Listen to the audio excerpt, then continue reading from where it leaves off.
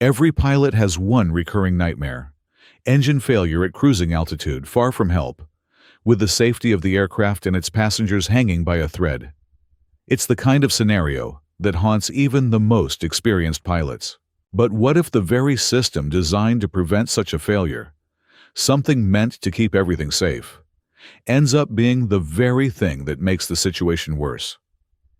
That's what we're about to explore as we take a journey back nearly 80 years to a pivotal moment in aviation history. In the late 1940s, as the world was emerging from the chaos of World War II, the aviation industry saw fierce competition. Aircraft manufacturers in the United States were racing to build better, faster, and more reliable airliners. Lockheed, for instance, had been working on a large, pressurized four-engine passenger airliner since 1937. Their efforts culminated in the creation of the Constellation, a stunning, pressurized aircraft that made a huge impact when it entered service in 1943. However, while Lockheed was breaking new ground, Douglas Aircraft was struggling to keep up. At the time, Douglas had the DC-4, a four-engine, 44-passenger aircraft. But it wasn't pressurized, and it lacked the size and speed to compete with the Constellation. It was already showing its age, but its military version, the C-54, had been widely adopted by the U.S. military, which kept Douglas afloat. In 1944, as the war was winding down, the military approached Douglas with a request to modify the C-54 into a pressurized version for commercial flights. Douglas, seizing the opportunity, went to work and came up with the DC-6, a longer, more powerful, and pressurized version of the C-54, designed to compete with the Constellation. Powered by four Pratt & Whitney R2800 engines, the DC-6 could carry between 48 to 68 passengers, making it a viable competitor. By 1946, the DC-6 was ready for commercial flights, but by then, the war had ended, and the competition had caught up. Still, the DC-6 was well received, and airlines quickly embraced it. However, the honeymoon period was short-lived. On October 24, 1947, a nearly brand-new United Airlines DC-6, Flight 608, was preparing for a cross-country flight from Los Angeles to Chicago. The crew consisted of a 42-year-old captain with over 15,000 flying hours and a 25-year-old first officer with 3,000 hours. Despite their experience, neither had more than 200 hours on the DC-6, a relatively new aircraft. The flight began smoothly, with the aircraft climbing to its cruising altitude of 19,000 feet and leaving the busy Los Angeles airspace behind. The plane flew over Southern California, past Las Vegas, and into Utah, tracking its progress through United Airlines dispatch. It was in the remote Utah skies that the first signs of trouble appeared. But before we dive into the malfunction, let's take a closer look at the system that played a central role in the incident: the fuel system. The DC-6's fuel system had been adapted from the DC-4, and it was entirely manual. The aircraft had 8 fuel tanks, 2 for each engine, 1 main, and 1 alternate. Pilots manually controlled which fuel tank supplied each engine, which was done using levers in the cockpit. Modern aircraft have automated systems to manage fuel, but in the DC-6, it was all down to the pilots. Each engine had a corresponding fuel tank, and the pilot could select from 3 options: main, alternate, or off. As the flight continued, the crew experienced the first signs of trouble over the remote Utah wilderness. It was a situation that would escalate quickly, turning a routine flight into a nightmare. This moment in history serves as a stark reminder of the risks involved in aviation, particularly when the technology is new and untested. The DC-6's fuel system, while not inherently flawed, placed too much reliance on the crew's manual control. In this case, a simple mistake triggered a chain of events that would lead to a devastating outcome. We can draw a comparison to similar incidents, such as the Lockheed L-049 Constellation, which also suffered from fuel system failures. While the Constellation incident wasn't as catastrophic, it highlighted the vulnerabilities of manual fuel management systems. In the next segment, we'll continue to unravel how the system failure led to disaster, examining both the human errors and the technical shortcomings that ultimately changed aviation forever. Stay tuned as we dive deeper into the story of Flight 608, a flight that would forever alter the way we think about aircraft design and safety. The DC-6's fuel system, though innovative for its time, had a design that could easily lead to confusion or error. The basic concept was straightforward. Each engine had its own fuel source, either from a main or alternate tank. However, the complexity increased when it came to the cross-feed levers. These levers, one for each wing, allowed the pilots to feed multiple engines from the same fuel tank. Under normal circumstances, the cross-feed levers were in the off position. But if needed, the pilots could switch them on to run both engines on either wing off a single fuel source. For instance, if the pilots wanted to run engines 3 and 4 off the number 3 main tank, they would set the right crossfeed lever to on engines 3 and 4 and ensure the number 3 tank was set to main, while setting the number 4 tank to off. This would cause the number 4 engine to draw fuel from the number 3 main tank, even though it was its own tank that should have been supplying it. While the system itself was functional, it required precise management to avoid any mishaps. Each fuel tank also had a boost pump designed to help initiate fuel flow to the engines, ensuring that fuel from each tank was delivered when required. From what my team and I have gathered, the most common fuel management procedure for the DC-6 was to run each engine from its own main tank during the climb, then switch to the alternate tanks for cruise. Once the alternate tanks were used up, the pilots would revert back to the main tanks. This worked well in theory, but as we'll see, it created potential pitfalls that could lead to serious consequences if not managed perfectly. Now, the question arises, why would a pilot ever need to use the crossfeed system? The answer lies in the fact that the inboard and outboard tanks were different sizes. On the DC-6 used by United Airlines Flight 608, the outboard alternate tanks were actually larger than the inboard ones. This meant that during cruise, when the aircraft was running on alternate tanks, the number 2 and number 3 alternate tanks would run dry before the number 1 and number 4. This created an imbalance, as those smaller tanks would empty more quickly. This imbalance wasn't just a minor inconvenience. It had serious implications. The final report on the accident didn't go into great detail about the fuel system procedures, which is a stark contrast to modern reports, where fuel management is often automated and tightly regulated. But from what we've been able to gather, we can infer that the fuel management procedure on the DC-6 involved running all engines from the main tanks until 450 pounds of fuel had been consumed. At that point, the crew would switch to the inboard alternate tanks, using the crossfeed system to balance the fuel across the engines. After some time, the pilots would switch to the outboard alternate tanks, again using the crossfeed system to keep the aircraft balanced until those tanks were empty, and then switch back to the main tanks. While this system was effective under ideal conditions, it was complex and required constant monitoring of fuel levels. If the smaller inboard tanks were allowed to run dry, it could lead to engine flameouts, a catastrophic event in flight.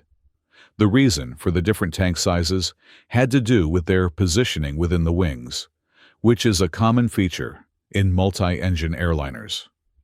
Managing the challenges that arose from these varying tank sizes usually fell to the flight engineer. But here's the issue. The DC-6 was one of the first airliners to be designed with a 2-pilot cockpit instead of 3. This meant that the flight crew was responsible for a level of detail that would normally be handled by a flight engineer. Furthermore, Douglas hadn't equipped the DC-6 with an automatic system to transfer fuel from the larger tanks to the smaller ones, a feature that could have prevented some of the problems encountered during Flight 608. The lack of automation in the fuel system was a critical oversight, especially in an aircraft as complex as the DC-6. In today's world of aviation, these systems are highly automated, with real-time monitoring and fuel management that takes the guesswork out of the equation.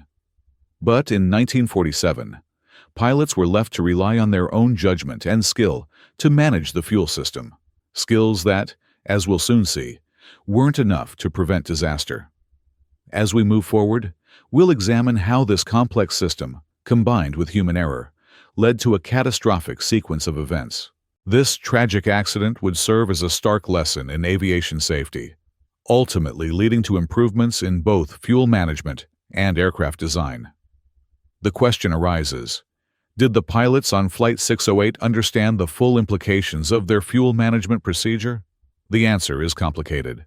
According to the accident report, fuel transfers between tanks were actually a common practice among the DC-6 fleet and its predecessor, the DC-4.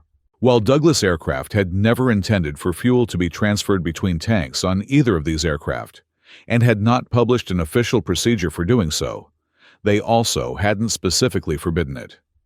This created a gray area, where fuel transfers were not only possible, but incredibly easy. For instance, to transfer fuel from the larger number 4 alternate tank to the smaller number 3 alternate tank, pilots needed to do little more than set the right crossfeed lever to on engines 3 and 4. Adjust the fuel source selectors for both engines to alternate, and activate the boost pump in the number 4 alternate tank. This setup would allow fuel to flow from the number 4 alternate tank to both engines 3 and 4, and even back through the fuel feed line from engine 3 to the number 3 alternate tank. While this procedure wasn't officially sanctioned, it was well known among DC-4 pilots and had been passed on to DC-6 crews when the aircraft entered service. According to a first officer who frequently flew with the captain of Flight 608, the captain had a regular fuel schedule involving this transfer technique. After climbing with each engine drawing from its own main tank, the captain would switch all engines to draw from their respective alternate tanks. Given that the number 2 and 3 alternate tanks were smaller, they would run low more quickly. To address this, the captain would occasionally transfer fuel from the larger number 1 and 4 alternate tanks to balance the fuel levels, ensuring that none of the smaller tanks fell below 500 pounds, before switching back to the alternate tanks until they were empty. The final report didn't explain the reasoning behind this practice, but it seems likely that it was a workload reduction technique.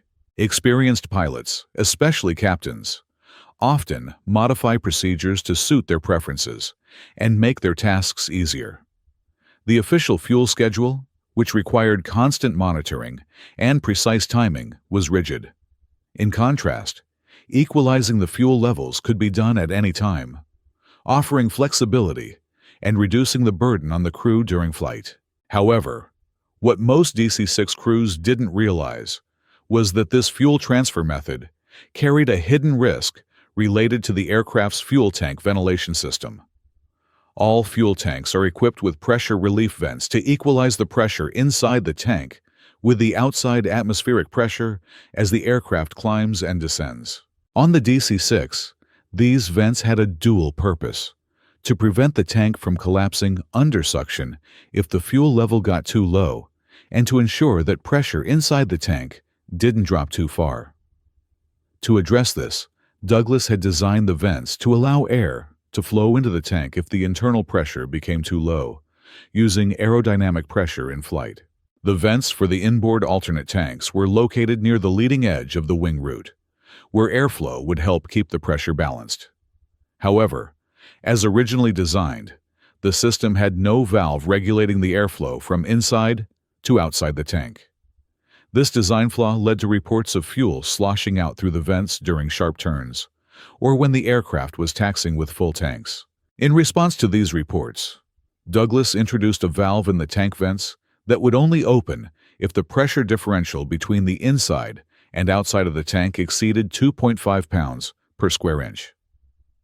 This modification indicated that Douglas was aware of the potential for fuel to escape through the vents, a risk that they accepted as part of the system design. The assumption, however, was that fuel would never escape from the vent in significant quantities, a critical assumption that would come back to haunt them. The risks associated with the fuel transfer system and the tank ventilation design weren't fully understood at the time, and they played a pivotal role in the tragic events that unfolded during Flight 608. What seemed like a minor adjustment to the fuel management procedure, a small modification made for convenience, turned out to have catastrophic consequences. As we continue to piece together the story of this ill-fated flight, we'll see how these factors converged in a deadly chain reaction, leading to one of the most significant lessons in aviation history. Certification regulations established by the Civil Aviation Authority, CAA, the predecessor to the FAA, required that fuel vent and drainage systems must not terminate at points where fuel discharge could pose a fire hazard. However, Douglas aircraft had never tested whether fuel escaping from the tank vent could create such a hazard. According to both Douglas and the CAA, the possibility of fuel venting was not anticipated, and thus, the tank vents were certified as safe under that assumption. To be candid, this assumption was highly flawed, and as we now know, completely wrong. In practice, it was incredibly easy to cause fuel to overflow from the tank vents, particularly during fuel transfers between tanks. Although fuel transfer wasn't intended in the DC-6's design, it was a simple process, as we've seen. There was no automatic shutoff valve to prevent more fuel from being pumped into a tank once it was full. As a result, if the pilot forgot to turn off the boost pump after transferring fuel, the fuel would continue to flow, spilling over through the relief vent. This wasn't just a minor issue. It was a major one, as investigators later discovered that if the captain of Flight 608 had forgotten about the fuel transfer, excess fuel would start pouring out of the tank vent at a staggering rate of 47 liters, or 12.5 gallons per minute. This fuel leak, while concerning, wasn't the end of the problem. Normally, fuel leaking from most tank vents would flow harmlessly into the slipstream and dissipate into the air. However, the inboard alternate tank vents near the wing root had a particularly dangerous flaw. When these vents leaked fuel, the fuel didn't flow away harmlessly. It flowed along the exterior of the fuselage and into the cabin heating system's combustion air intake. On the DC-6, air conditioning was provided by a gasoline-powered heater that required a constant flow of air to function. To facilitate this, Douglas had installed an intake scoop near the tail, positioned almost directly in line with the pressure relief vent of alternate tank number 3. If fuel escaped from this vent and flowed into the heater intake scoop, it would mix with the combustion air, creating an overly rich fuel-air mixture. This would cause the heater to backfire violently, igniting the walls of the combustion chamber and potentially causing the entire chamber to explode. This was an extremely dangerous design flaw, one that clearly violated the CAA's regulations, which required tank vents to be positioned in such a way that they wouldn't create a fire hazard. However, because Douglas had managed to bypass the need for a demonstration that the venting system was compliant, this issue remained undetected until it was far too late. The pilots of Flight 608 were, of course, completely unaware of these dangers. At that time, there were no flight data recorders or cockpit voice recorders to track the exact actions of the crew. But we can make an educated guess about what happened. Most likely, the captain followed his usual improvised fuel schedule, which involved running the engines from their alternate tanks for a while and then equalizing the fuel levels. As previously mentioned, he would usually ensure this was done before the inboard alternate tanks dropped below 500 pounds. Based on our team's calculations, if the captain had started the fuel transfer with at least 950 pounds of fuel remaining in the inboard alternate tanks, there would have still been enough fuel in the outboard alternate tanks to overflow the inboard tanks if the transfer process was forgotten. The crew may have been distracted after initiating the transfer, forgetting to close the crossfeed and turn off the boost pump for the number 4 alternate tank. As a result, the boost pump continued to push fuel into the number 3 tank until it overflowed. The fuel began to leak out of the vent, flowing into the cabin heater's air intake scoop, where it ignited a fire in the combustion chamber. At the time this occurred, the aircraft was flying over the remote southwestern Utah wilderness, with an estimated arrival time over Bryce Canyon National Park at 12:22. The crew, unaware of the catastrophic sequence of events unfolding, would soon face a disaster they had no way of preventing.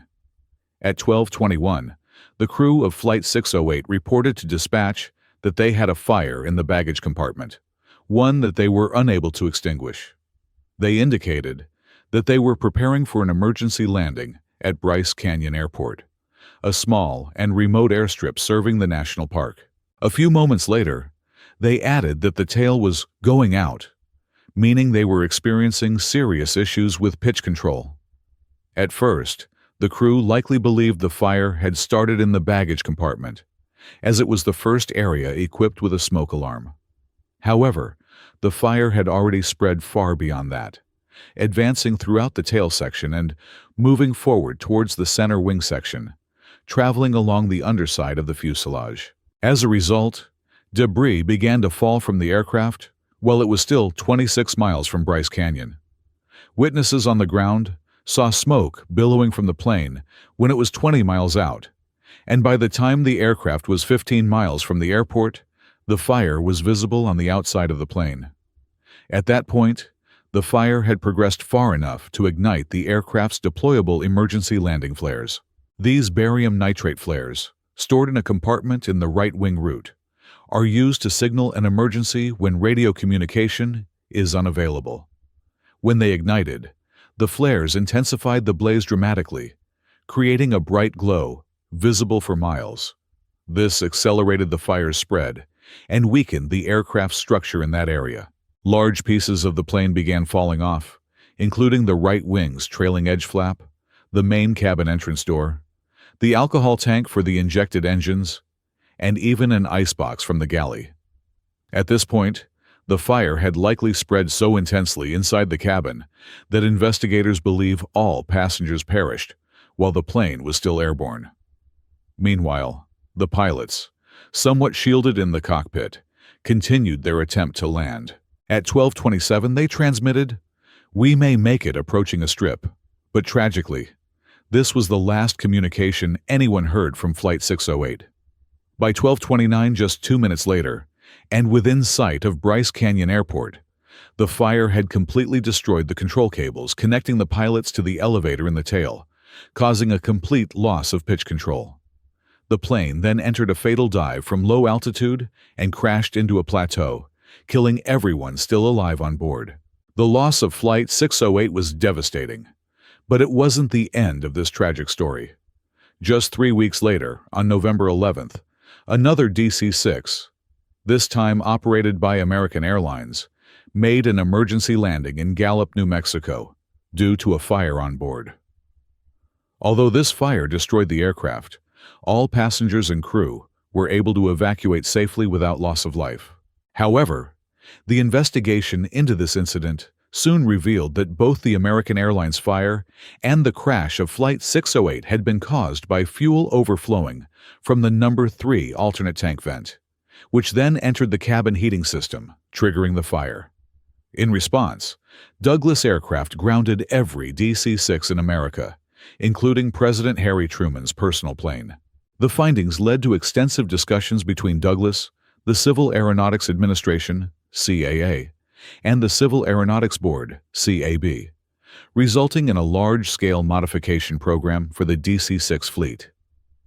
This program also included a complete recertification process to improve the safety of the aircraft's design. While the exact details of the modifications weren't fully disclosed in the reports, several key improvements were made.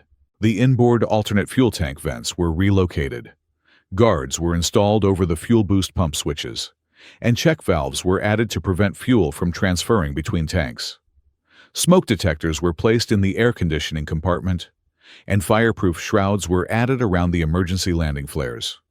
Additionally, there were unspecified but extensive modifications to the electrical system, air conditioning system, and fire protection system. But as with many safety modifications, a new, unforeseen issue arose. In an effort to improve the aircraft's fire safety, Douglas had modified the fire extinguishing system. While precise details are unavailable, it appears that Douglas doubled the number of fire extinguishers in the underfloor compartment.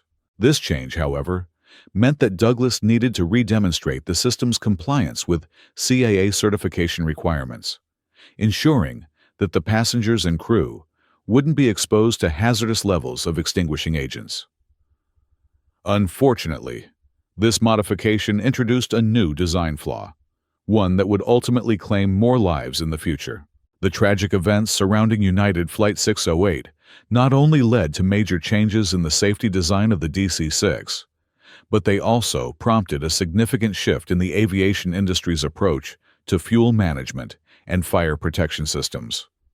These changes were born from a series of tragic lessons, each underscoring the critical importance of anticipating potential failures and ensuring that safety measures are not only in place, but are also rigorously tested and maintained. Much like the oxygen masks used by passengers today, the original pilot masks on the DC-6 were rebreathers, mixing oxygen with surrounding air, which made them effective only in depressurization events. However, they didn't protect against smoke or fumes, and this inadequacy was clear to the pilots' union, which urged the CAA to study the possibility of implementing smoke-proof oxygen masks like the ones we have today. But that study was still underway when events escalated further. On May 13, 1948, a TWA Constellation was forced to make an emergency landing in Missouri after the pilots were partially incapacitated by CO2 from their fire extinguishers. During the investigation into this incident, another test flight almost suffered the same fate, prompting the Air Transport Association, ATA, to issue an urgent telegram on June 10th, warning airlines about the CO2 risks in the DC-6 and similar aircraft. However, the ATA hadn't consulted Douglas before sending the warning, and Douglas responded angrily with a telegram of its own. The company insisted that the DC-6 had passed all smoke and fire tests with satisfactory results, and demanded that the ATA retract its warning, which the ATA did. Just 2 days later, on June 17, 1948, another United Airlines DC-6, Flight 624, took off from Chicago for New York's LaGuardia Airport, carrying 39 passengers and 4 crew. The captain, age 35, and first officer, age 26, had over 10,000 total flight hours, but were new to the DC-6, with the captain having only 30 hours on the type. After reaching a cruise altitude of 17,000 feet, the flight proceeded normally, and at 11:55 the captain reported that the plane was in good working order. However, at 12:31, over eastern Pennsylvania, Flight 624 suddenly transmitted a frantic and garbled distress call. The pilot reported a fire in the baggage compartment, the activation of the fire extinguishers, and an emergency descent. The pilot's tone was agitated, and it was clear they were under great stress. In the heat of the moment, they likely forgot to open the cabin relief valve before activating the extinguishers. As a result, CO2 accumulated in the cockpit during the emergency descent, incapacitating the pilots. Witnesses reported the plane flying erratically for about 10 minutes, during which it flew over Sunbury Airport at 4,000 feet without attempting an emergency landing. The aircraft then descended toward a mountainous area, coming within 500 to 1,000 feet of the ground near Shamokin. It continued its descent, flying only 200 feet above the ground near Mount Carmel, before making a sharp right turn and climbing steeply. Unfortunately, it was too late. The plane clipped some high-voltage power lines and crashed into a forested mountainside, killing all 43 people on board. After the accident, the KAB determined that the crew must have been incapacitated because they flew for 10 minutes without making further radio calls, overflew several suitable emergency landing sites, and maneuvered toward higher terrain that should have been visible to them. The investigation found that the baggage fire detector had issued a false alarm, which was unfortunately common at the time. The CAB concluded that Douglas had designed an emergency system too complex to be reliably used in a real emergency.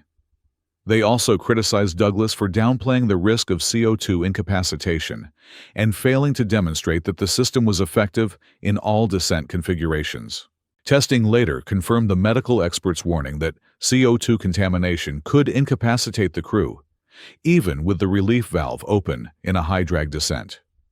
As a result, the fire extinguishing system was redesigned so that the relief valve and extinguishers could be activated with a single switch, and additional vents were added to ensure that CO2 would be properly evacuated in every possible configuration.